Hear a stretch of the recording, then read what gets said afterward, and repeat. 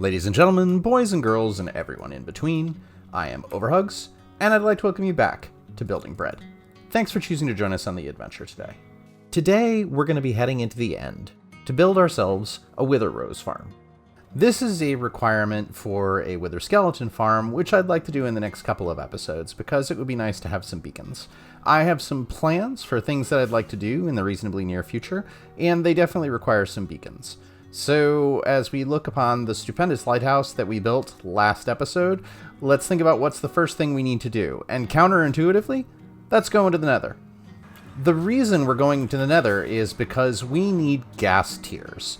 Whenever you're building a Wither Rose farm, generally the simplest way to do it is to go through and trap yourself a wither. Whoa, you are loud. You are a loud boy. Oh, and we got a head. That was some luck right there. So as I was saying, generally, whenever you want to build yourself a Wither Rose farm, what you want to do is you want to trap the wither within an end portal. And if you remember, we only really have one of those right now. The portals themselves are the things that go back and forth between the main large island that you first fight the dragon on and the outer islands, which are all the small things where we found the end cities and the end ships and such. So what do we do in order to get more of these? See, the easy thing is that we resummon the Ender Dragon. Because every time that you summon and defeat the dragon, you get a new portal. Oops, should not have hit that piglin. Let's get out of here. But, yeah, so basically what we're doing is we're out here collecting gas tiers in order to have the materials that we need to respawn the dragon itself. Gas tiers aren't 100% drop, but with the enchantment of our sword, we can get several at a time. So this should go reasonably quickly. If we needed any number of these, I would go through and I would build a ghast farm. They're really not that difficult to build, but at this point, it's not, I don't want to wait for it. Ooh, let's check out the bastion while we're here. That was pretty good luck. 4 ghasts, 2 heads, 7 tiers. That's all we need. So why don't we head back to the base? Alrighty, and now that we're back at our base, let's go ahead and make our crystals to respawn the dragon. As you can see, they're called End Crystal. They take an Eye of Ender, glass, and a gas tier in order to make, and let's make a bunch of them. You don't need this many to go through and respawn the dragon, but I like to have a few just in case. They have other uses as well. You can use them for really, really poor explosives. They're basically about the equivalent of using a block of TNT or using a bed in the Nether, but they require a heck of a lot more to do, and you have to place them on obsidian. So it makes it really kind of pointless to do so. This is really the only major that stop running face into wall hugs.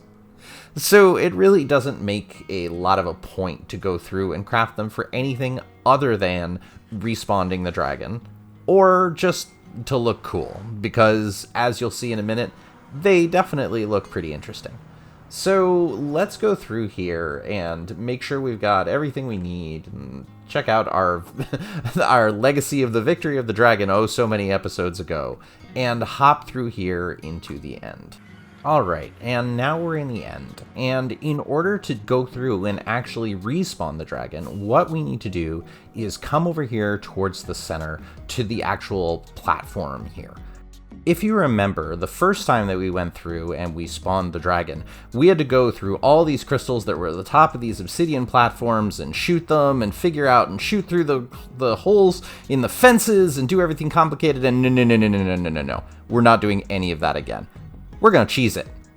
And we can cheese it very easily by going through, because we have our wings, and flying for most of the fight. So why don't we go through and place the crystals down, and you can see exactly how we're going to do this.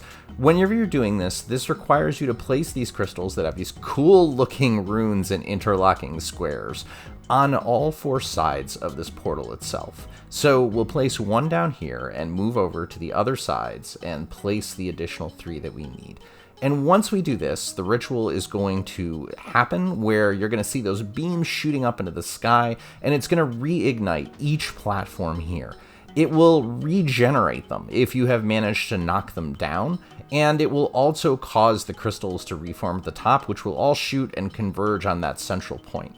What you can actually do is you can move some of these while this ritual is going on, and even push them to the overworld where they will always radiate that beam to spawn. And it looks really cool, and we might do that later, but that's another episode. And as you can see, the dragon has returned, and we get an achievement. So now we can just fly and have our spectacular bow skills to go through and just shoot the crystals at the top and destroy them. This is so much easier than what we had to do last time. It's still not super easy, and we would have been much better off if we had brought a potion of slow falling, because that would have let us float down and really pick these off at our leisure. But even so, this is way easier than doing it the first time and trying to shoot perfectly from down at the ground. And you've seen all this already, so I'm going to skip ahead a bit. Alright, now we've downed all the crystals, and we're just down to the fight with the dragon itself. And again, this makes it very easy because we can just fly and make our shots very simple, and just go and hit the dragon. One of the problems is the dragon can still knock you way back, and it does a lot of damage, even with the armor we have today. You see, okay, there we go. We got punted, and that was just one, but the problem is the dragon can double tap you. Hey, I'm fighting the dragon. I don't want to be fighting you. I just want to be fighting the dragon. So the problem is the dragon can still double tap you. If you get too close before you clear the hitbox, you can get hit twice, and this in bad armor can actually kill you straight off, especially if you get thrown back and you take impact damage as you're flying. So we do have to be careful. The dragon is not a pushover. This is still a fight we could lose, but with the elytra it makes it so much easier. If these endermen will leave me alone. Thank you. You're supposed to be fighting the dragon, not me. And there we go right there. That's what the double tap looks like. Even with our netherite armor, we're still down to 3 hearts. So it's very simple if you add in a bit of fall damage to go with that it can just kill you straight off. Or if you have diamond armor at this stage, you could be hurting. So we're going to sit up here for a second and get our hearts back before we re-engage the dragon. Alright, and that should do it, and it does. We have defeated the Ender Dragon for a second time. The problem with doing the second time is you don't get anywhere near the benefits that you do from the first. The first time you beat the Ender Dragon, if you remember, or watched our episode where we did it, we got a huge amount of experience and the egg, and we're out of rockets, so let's fix that. That was a good time to beat the dragon, quite frankly. But this time, now that we've beaten the dragon, you'll remember that I said the egg is a once per survival world drop, so we will not see it again. We also will only get a little bit of experience. However, if you look around after... The Endermen just love me today. I don't know what is going on with this, but they all want to come and give me hugs. I guess it's a little literal on my name. But the thing that you will get after beating the End Dragon for a second time is the new gateway. You can see over there where we had our single one as we pick up the experience, and you see it's really not that much. It's not worth the time. There's a whole bunch of ways we can get much better experience. However, the gateway will show up in a circle around this main island.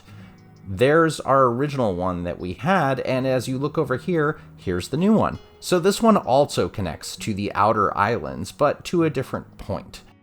Alright, so now we've built our endstone stairs up to the top of this platform here. And if you remember, we said that we were going to trap the wither within it. Now, you can't exactly do that while the portal is in there, so we have to remove the portal. And how are we going to do that? Believe it or not, with mushrooms. Now, you can't just grow mushrooms on endstone. Well, you can certainly try, but it won't work. So how are we going to overcome that? Well, what we're going to do is we're going to use Podzol. Podzol allows you to grow mushrooms on any light level. So what we can do is put Podzol, we can grow the mushroom using bone meal, and as you see, it fills the portal block there. So if we go through and we remove the mushrooms here, now the portal is gone. And this is how we prep the area in order to go through and make sure that everything is removed in order to push the Wither into this portal block where it will be trapped in the bedrock. We're going to position it when we spawn it so it ends up right here in the little area where there's the single block, but the remainder of it is trapped within the bedrock itself, meaning that it can't escape or do anything else in order to move out of there. So now that we're pretty much done with this preparation, there's nothing more to do other than take a super speed potion and get into a time lapse.